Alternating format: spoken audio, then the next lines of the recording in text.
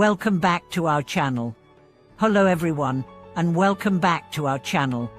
Today, we are going to dive into a topic that touches the heart of human existence. Why do we suffer? And more importantly, why do we sometimes experience happiness only to lose it soon after? These are profound questions, and answers can be found by exploring the deep connection between happiness and attachment. Throughout our lives, we often find ourselves in a cycle of pursuing happiness. We chase after material possessions, relationships, success and approval, believing that these things will bring us lasting fulfillment. However, time and again, we are met with disappointment, frustration, and the inevitable return of suffering. Why does this happen? What does it feel like the more we seek happiness, the more elusive it becomes? Today, we are going to explore the Buddhist perspective on this issue and uncover the secret relationship between attachment and suffering. By understanding this relationship, we can break free from the cycle of suffering and learn to cultivate a deeper and more lasting sense of happiness, one that is not reliant on external conditions but comes from within. The nature of suffering and the search for happiness. At the heart of Buddhist teachings is the understanding that suffering is a natural part of life. In fact, the very first noble truth of Buddhism is that life is filled with suffering. This may sound pessimistic at first, but it's actually an incredibly liberating insight. By acknowledging suffering, we can begin to understand its causes and find a path to transcend it. One of the primary reasons we suffer is because of our constant attachment to things, people, and outcomes. We believe that our happiness depends on external circumstances, on achieving certain goals, accumulating possessions, or having certain people in our lives. However, this attachment to things that are impermanent is the very source of our discontent. Think about a time in your life when you achieved something you thought would bring you happiness, perhaps a promotion, a new relationship, or a material possession. At first, it felt incredible.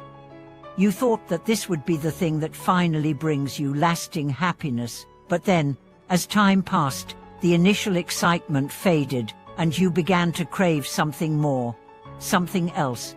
You felt that the happiness you had gained was slipping away, and once again, you were left feeling empty or unsatisfied. This cycle is the nature of attachment. We attach ourselves to things because we believe they will bring us happiness, but since all things are impermanent, that happiness is fleeting. As soon as the object of our attachment changes or is no longer available, we experience suffering. The role of attachment in suffering. In Buddhism, attachment is seen as a mental affliction that arises from our desire and clinging to things, people, and experiences. Desire in itself is not inherently bad, it's a natural part of being human. However, the problem arises when we cling to those desires and believe that fulfilling them will bring us lasting happiness. This is why attachment leads to suffering. When we become attached to something, we are no longer able to accept its impermanence. We begin to fear losing it, which in turn creates anxiety, stress, and frustration. We may even change our behavior or make choices that sacrifice our well-being in an attempt to hold on to what we have.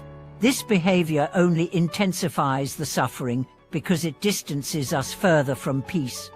Consider a relationship. When we attach ourselves to the idea of possessing another person's love or affection, we start to fear losing them. This fear leads to anxiety, jealousy, or possessiveness. These feelings distort our interactions, often causing the very thing we fear loss.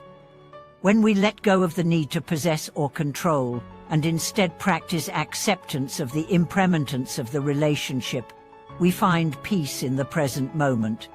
The Buddhist concept of detachment. And now, it's important to clarify that detachment in Buddhism does not mean abandoning the world or becoming indifferent to people and experiences. Detachment, in the Buddhist sense, is the ability to engage fully in life without becoming attached to the outcomes. It means letting go of the need for things to be a certain way and accepting the flow of life as it comes. This doesn't mean you shouldn't care about the things you love, or that you should stop pursuing your goals and dreams. It simply means that you should recognize that everything is impermanent and that true happiness does not depend on external circumstances. The more you attach yourself to something, the more vulnerable you become to its loss and the suffering that comes with it. Detachment is about finding inner peace and stability, regardless of the changing circumstances around you. It's about realizing that happiness comes from within, not from external things or people.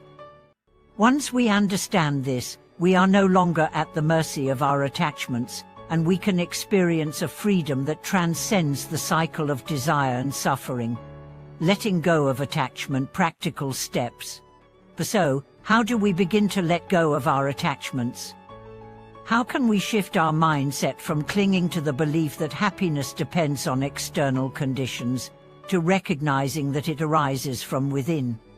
Mindfulness meditation. One of the most powerful tools for overcoming attachment is mindfulness meditation. Through mindfulness, we learn to observe our thoughts and feelings without judgment or attachment. We become aware of our desires, but we don't act on them impulsively. Instead, we allow them to come and go without holding on to them. This helps us develop a sense of equanimity, a calm, balanced state of mind that is not disturbed by the fluctuations of desire. Cultivating impermanence. A key practice in Buddhism is to regularly contemplate the impermanence of all things. This can be done by reflecting on the nature of life and death, the changing seasons, and the fact that everything is constantly evolving. When we remind ourselves that nothing lasts forever, we can begin to let go of our attachment to things and accept the natural flow of life. Compassionate action. Another way to reduce attachment is to practice compassion. By focusing on others and their well-being, rather than our own desires, we start to shift the focus away from our attachment to personal outcomes. Helping others without expecting anything in return brings a sense of fulfillment and joy that is not tied to any material possession. Gratitude. Finally, cultivating gratitude for what we have can help us overcome attachment. Rather than constantly desiring more, we can focus on appreciating the present moment and the blessings that are already in our lives. This shift in perspective can bring us lasting happiness that isn't contingent on gaining more. The freedom that comes from letting go. The Buddha taught that true freedom comes when we let go of attachment and realize the impermanent nature of all things. This freedom is not about abandoning the world, but rather about finding peace within it. It's about recognizing that we are not defined by the things we have or the people we know, but by our inner qualities, our wisdom, compassion, and equanimity.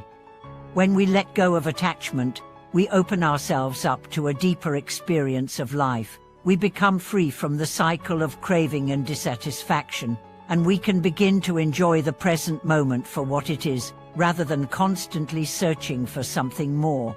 This is the essence of liberation, a liberation from the endless pursuit of external happiness, and a discovery of the happiness that resides within.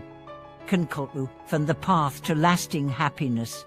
In conclusion, suffering arises from attachment, our tendency to cling to things, people, and experiences, believing that they will bring us lasting happiness. However, when we recognize the impermanence of all things, we can begin to let go of our attachments and experience a freedom that is not dependent on external conditions. By practicing mindfulness, contemplating impermanence, and cultivating gratitude and compassion, we can overcome our attachments and find a deeper, more lasting happiness that comes from within. True happiness does not depend on what we have, but on our ability to let go and embrace life as it is. Thank you so much for watching this video. We hope that this exploration of the relationship between happiness and attachment has brought you new insights and inspiration. If you have any thoughts or personal experiences with letting go of attachment, We would love to hear them in the comments below. Don't forget to like, subscribe, and share this video with others who might benefit from these teachings. We'll see you next time. Thank you for being here with us today.